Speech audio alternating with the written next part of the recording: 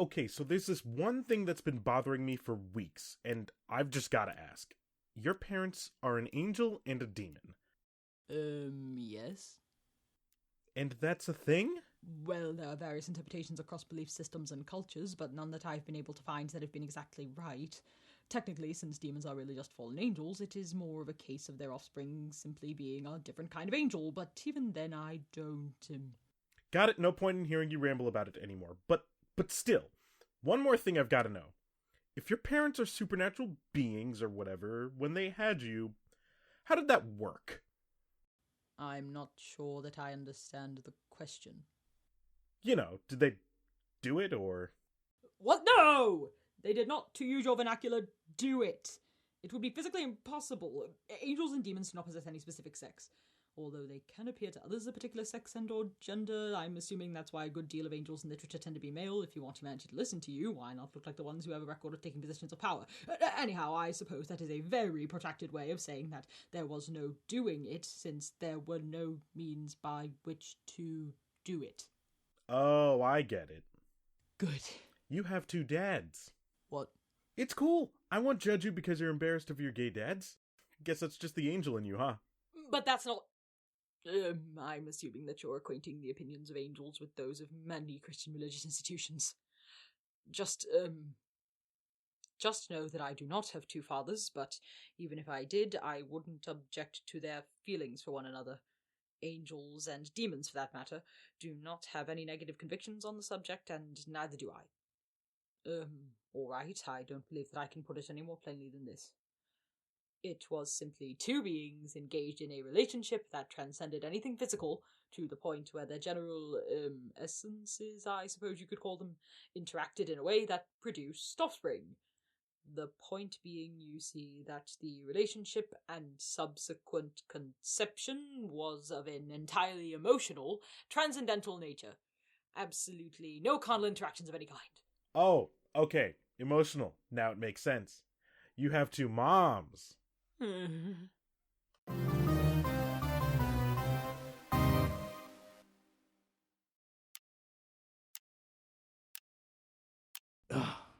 Okay. Ask me something. Hmm? You won, so you get the first ask. Unless I've been playing wrong all these years and scissors actually cuts rock. Okay, smart guy.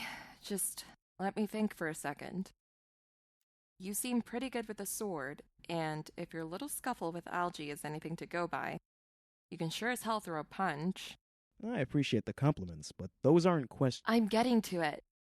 What I want to know is, what's your problem with guns? That is a long-ass story. We've obviously got time. Spill.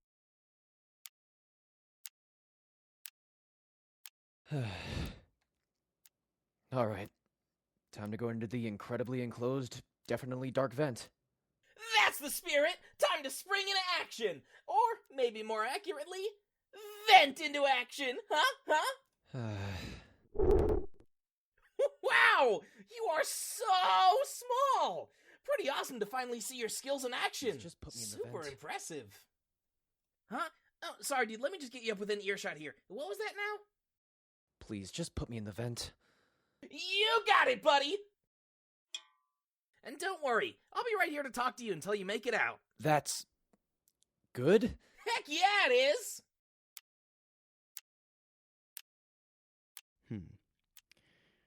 I guess I'd better start by saying, Liza would probably be happy to know she's not the only one who got ditched on a doorstep as a kid. You're kidding. Was that supposed to be a question? Because I'm far from done here. No, sorry. You just always seemed so, I don't know, not like an orphan. Yeah, well, funny thing is, being dumped by your family doesn't have a singular effect on people. Anyway, to spare you all the sappy details, I guess I was the worst of what people with zero foster care experience think of when they hear foster kid. You know, a kid that always runs away from every home they get put in. I tried to stick around, do the family thing, but it always felt wrong to me for one reason or another. Eventually, I bailed on the system altogether, which, let me tell you, even back then was not as easy as it looked. But you're probably wondering how this relates to the whole gun thing, right? Is that your first question for me? No, I'll just finish up. Eventually, I wandered into some town in the middle of nowhere. One day, I'm hiding outside a grocery store there. They used to donate some canned stuff to the local shelter, so I sneak past, grab a quick something, and book it. Wow, the law-abiding suit stealing from the needy. Hey, what do you think I was? Don't answer that, still going. The way I saw it, it would have made it my way one way or the other. The point is, I got caught, but not by anybody from the store. Not the cops either. He actually worked for a thief, kind of like I was, but professional. And interested in more than a can of chicken soup.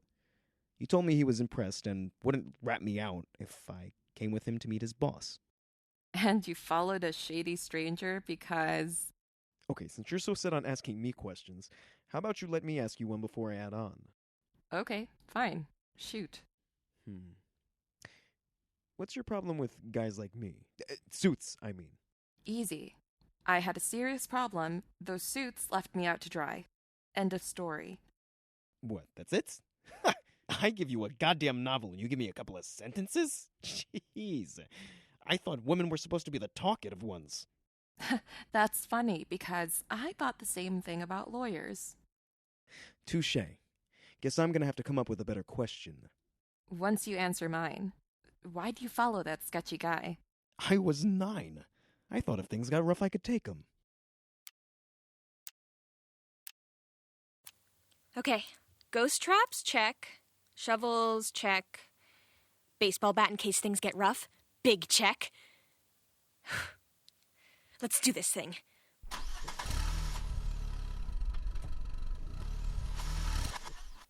What? No, not now, stupid van. Ugh. Yes. Phew, okay. What was I saying? Oh, yeah, right. Let's do this thing. Hello? Liza, hello. I just spoke again with Sheriff Rhodes. Apparently another 2 sinkholes have appeared downtown, and from the sound of things, they're only going to become more frequent. You and Jack need to get down there as soon as possible. On it. I hope Jack is doing better than me. 46 bottles of beer on the wall, 46 bottles of beer. You take one down, pass it around. Hey, how you doing in there, Jack? Not great. What do you mean not great? You've already been in there 6 minutes. And like I said before, if you feel like the place is too small for you, just shrink some more until everything feels roomy again. That won't change the fact that I'm in a dark, drafty, fully enclosed metal hell. Maybe I haven't been helping take your mind off things well enough. Guess I'll just have to sing louder. 55th verse, same as the first. 45 bottles of beer on the wall, 45 bottles of beer. You take one down, pass it around. No!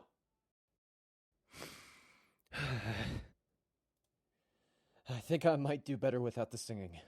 Oh, not distracting enough for you? Got it. Oh, hey, if I kept up with the whole getting to know you sharing thing we were doing before, you think that'd help? I don't know. But I guess if it's that or your original plan, it's worth a try. Woohoo!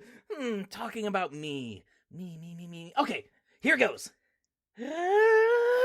So if you're half demon, does that mean you can just snap your fingers and boom, half the world goes up in hellfire? No. Okay, but you can, like, fly or something, right? No. How about smiting? Can you smite stuff? No. Perhaps we should... Wait. I'm just getting started here.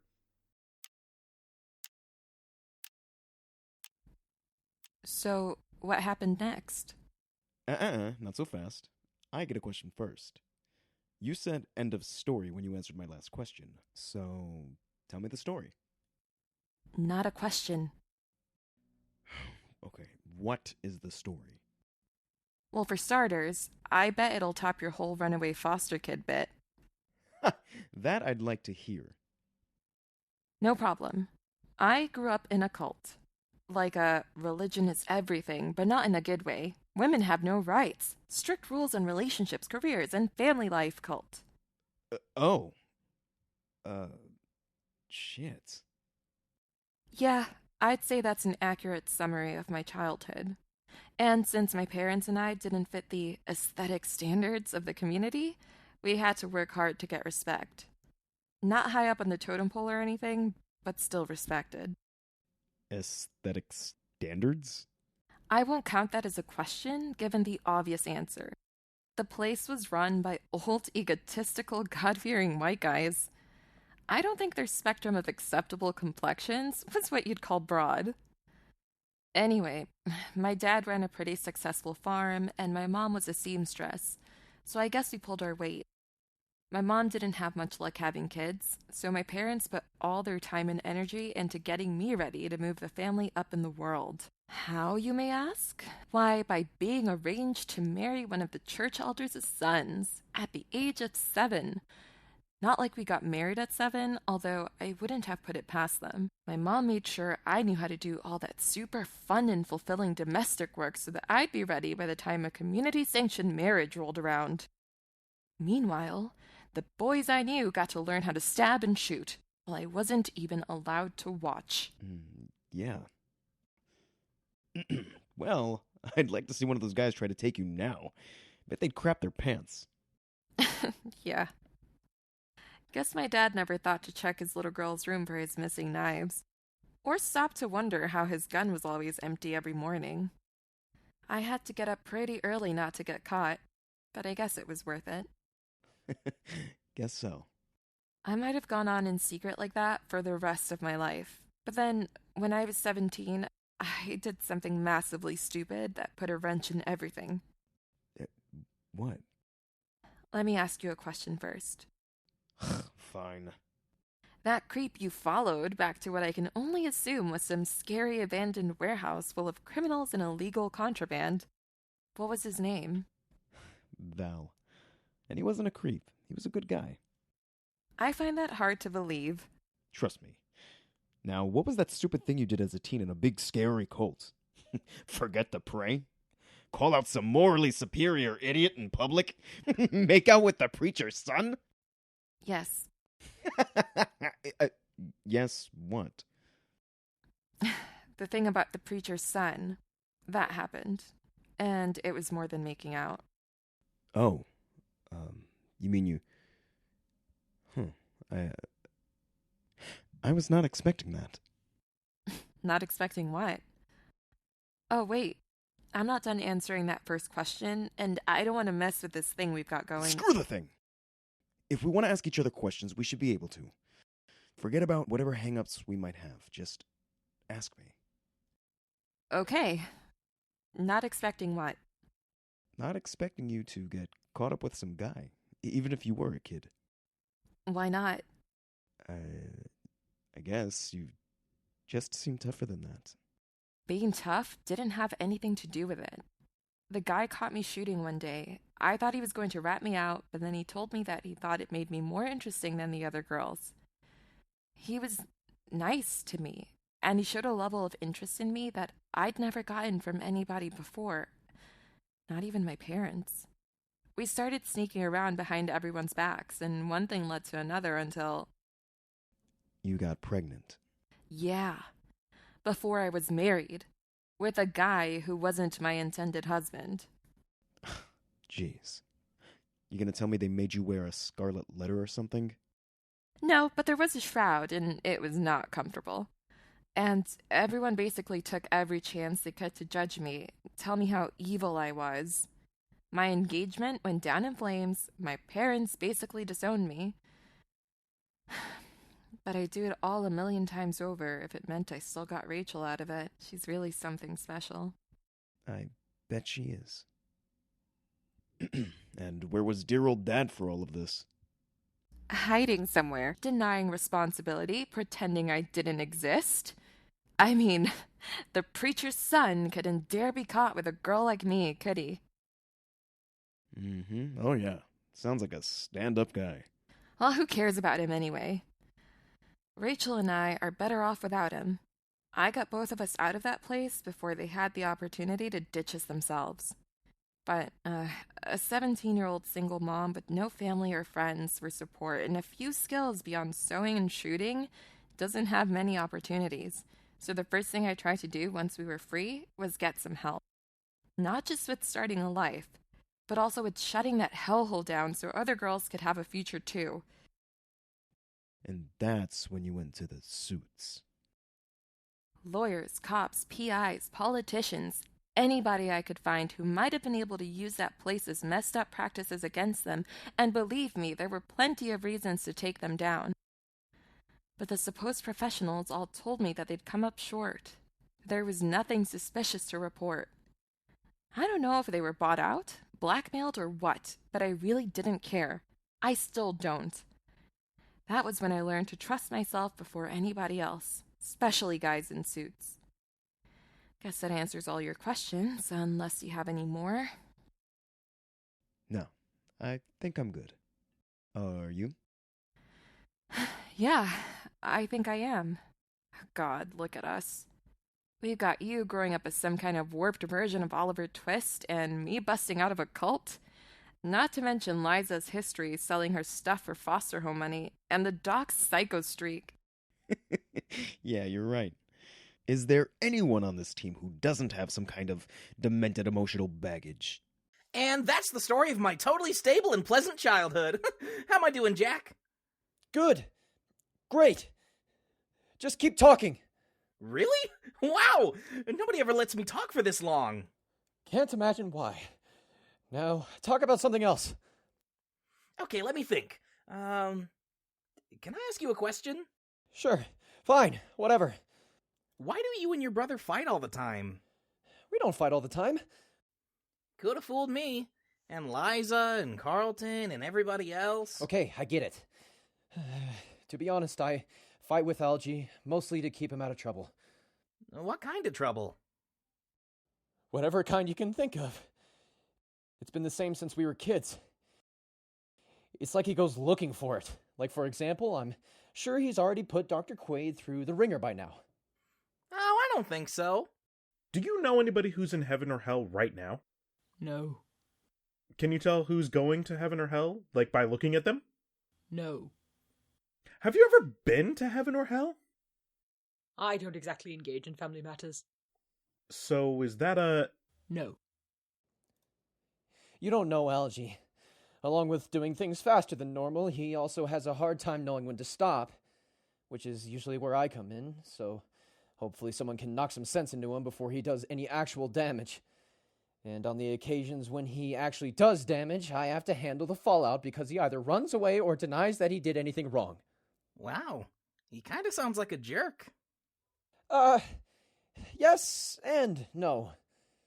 Sure, he makes a lot of mistakes, and I mean a lot of mistakes, but he still manages to do the right thing sometimes. Eventually. He means well, I can tell. Guess it's a twin thing. Either way, I still need to put my life on hold to fix his. Why do you need to fix it? We come from a rich and well-known family. There's only so many mistakes you can make before you stop being interesting and start becoming a joke. And our family has a bad sense of humor. That stinks. Not really. I have a good job. A 2-story apartment in Manhattan and the ability to get into almost any part of the East Coast, except Miami. The only downside is that nobody really knows me as anything other than the guy who cleans up after his brother's messes. And what's wrong with that? I have a little bro, Benji, 9 years old, awesome kid, and I love cleaning up after his messes. Okay, I make way more messes than he does, but whew, the few times he screws up, man, I can't think of anything better than knowing I helped him be better than he was before he shorted out the power grid for an entire boarding school and several surrounding neighborhoods. You know, I can relate to that. Well, except for the last part. There are worse things than looking out for your family, no matter how relentlessly annoying they are. You got that right. Hey, Jack, can I ask you another question? Sure. Okay, when you shapeshift, what happens to your clothes? Like, how come when you shrunk before you didn't have totally naked... Whoa, look at that, a way out. Liza and I will check things out in town until the 3 hours are up, but hopefully it won't last that long. And, Frank? Yeah, I'm a big bro. Thanks for the help. Sorry that you have to stay back here by yourself, though. Oh, it's not that big a deal. Nobody's gonna be focused on what I'm doing all by my lonesome anyway. They're gonna be too preoccupied listening to what Carlton and Miriam are doing. Okay, whatever that means. So, Beverly Carlton, kid runaway thief, mind finishing your story? No, I do not. Val took me to this old building. It was falling apart, but it was still more livable than some of the places I was crashing in back then. Once I was in, I saw that Val wasn't kidding about how big the whole organization was. There were all kinds of deals going down over tons of stolen stuff, plus some other deals that I didn't have a clue about. And there were kids like me. Runaways looking for a place to stay until they could make it out on their own. So when Val's boss offered me a chance to stick around, I took it. We kids spent our time helping with smaller jobs, swiping stuff from delivery trucks, storage units, cars. Val looked after us, made sure we had a place to sleep, clothes, food, and he made sure we stayed out of trouble. More trouble than we were already in anyway. So, Val's boss wanted to make sure the business kept on going, huh? That's why he bothered bringing in kids. Pretty much, yeah. I mean, he needed somebody to work for his kids when they took over. He had kids? Who was this guy? His name was Brian Smith. And his kids, my best friends, were Nathaniel and Delia. Nathaniel and Delia. Like Nate and Delia? Like screwy criminals who tried to kill us, Nate and Delia? Yup. You know, I actually found them a lot more threatening when we were kids. Anyway, Smith noticed me on a couple of early jobs, and was impressed enough to leave me in charge of the other kids when Val wasn't around, along with Nate and Dee. The three of us learned everything we could to keep things running smoothly, including how to come out on top in a fight. Which explains why you know your way around a weapon. I mean, relatively speaking. Exactly. Plus, it was a good way to get the girls' attention once I was in my teens. I'd like to know what girl would ever find the sight of you swinging a sword around like an idiot attractive. Yeah, the thing is, one did, and, you called her a screwy criminal a few seconds ago. No. Yeah. Oh my god, she really was your girlfriend. What? She was smart, gritty, and a little bit scary. I was into that. Oh god. Did you kiss her? I don't see how that's really relevant to the story. You did. Did you enjoy it? It was my first kiss. How was I supposed to know what it was supposed to be like? But I guess, as far as kisses go, it was good. Just good? Hey, give me a break. We just robbed a taco truck. I wasn't exactly in the right mindset to remember the intimate details of a kiss. How romantic. Yeah, haha, very funny.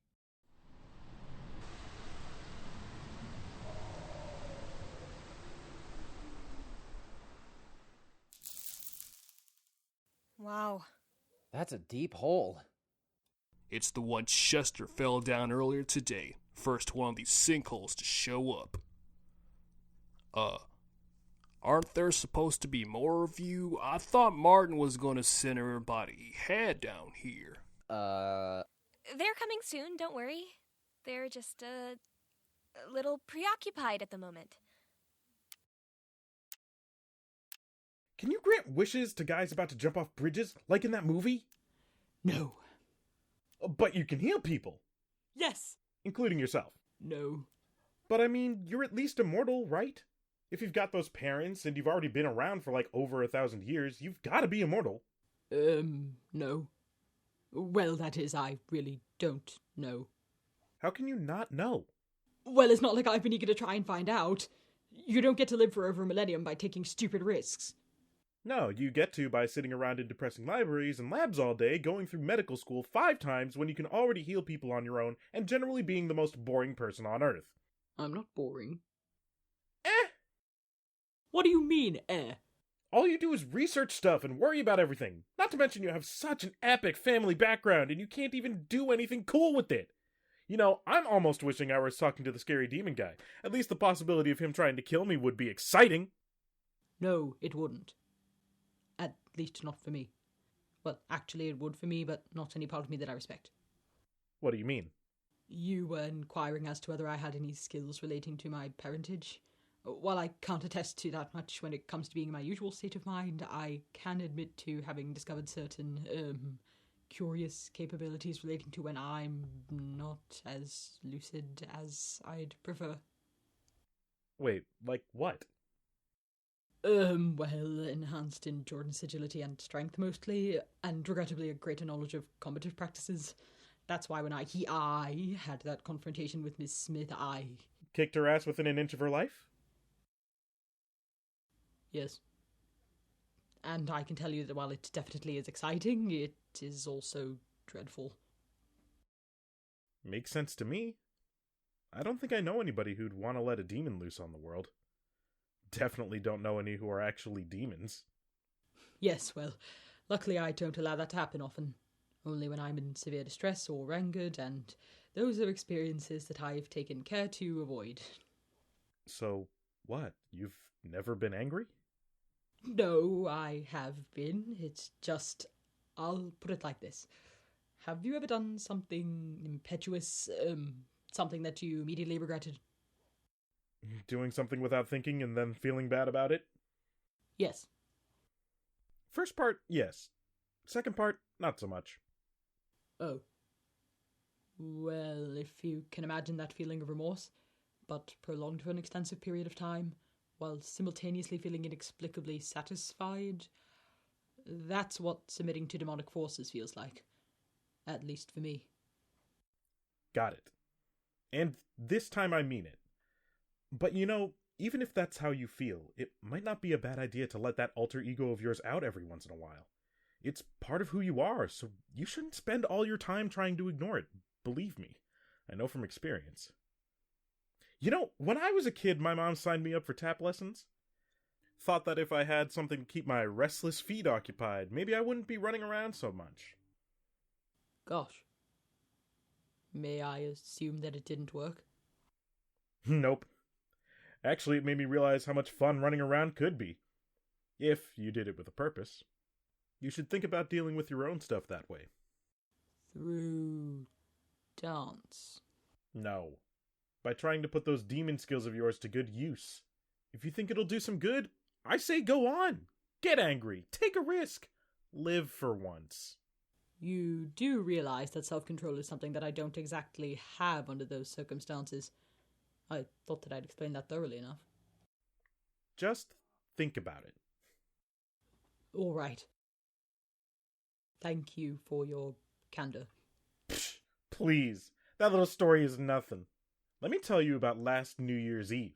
A night of epic proportions, even by New York standards.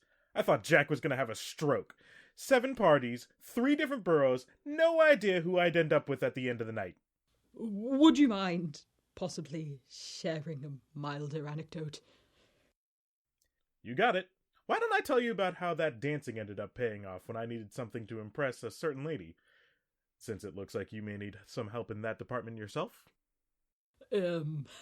What, may I ask, are you implying when you, say, Hey, I may not understand everything you're talking about all the time, but the only person who probably doesn't know how much you're into Liza is Liza. Note taken. Please, go on, then. Well, if you insist. The time? Spring break, my second year of college. The place? Miami.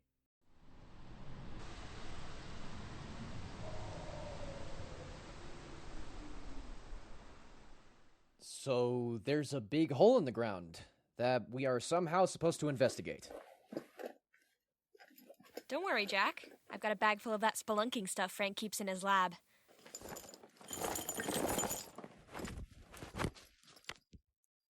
What? Oh, come on. What's wrong? I thought everything was in this bag from the last time we used it, but there aren't any ropes. Great. What are we supposed to do now? Jack, if you can change size, how hard would it be to stretch out just your arm? This really hasn't been my day. Please? You can hold onto that branch over there and lower yourself down. It'll be just like using a rope, no problem. Sure, no problem. What about you? I had one idea, but I don't think you're gonna like it. Whatever it is, I doubt it'd make the situation any worse. If you say so. Wait. So you holding on to me the whole way down was your idea? I told you I thought you wouldn't like it. No. It's okay. Let's go. Huh. This is actually working. Maybe things are finally starting to turn around.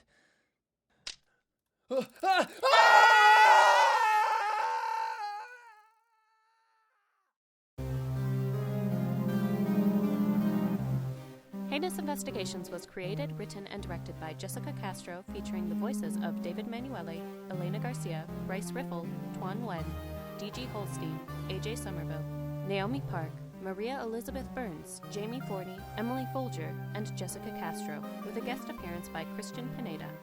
Sound design, editing, and mixing by Finn Nilsson and Owen Thornton. Heinous Investigations spooky theme song written and arranged by Jordan Castro with instrumentals by Lucas Urbina. Promotional media editing by Tom Velick. Have questions for us about this podcast? Feel free to follow us on Instagram at wildly_productions, Tumblr at Wildly Productions, Twitter at WildlyProduct1, and Facebook at Wildly Productions, and shoot us a message on our latest post. Or subscribe to Wildly Productions on YouTube and comment on our latest episode. And most importantly, don't forget to check out our Patreon page at patreon.com/wildlypods for all kinds of fun bonus content and the chance to help us keep this podcast train rolling. Happy investigating!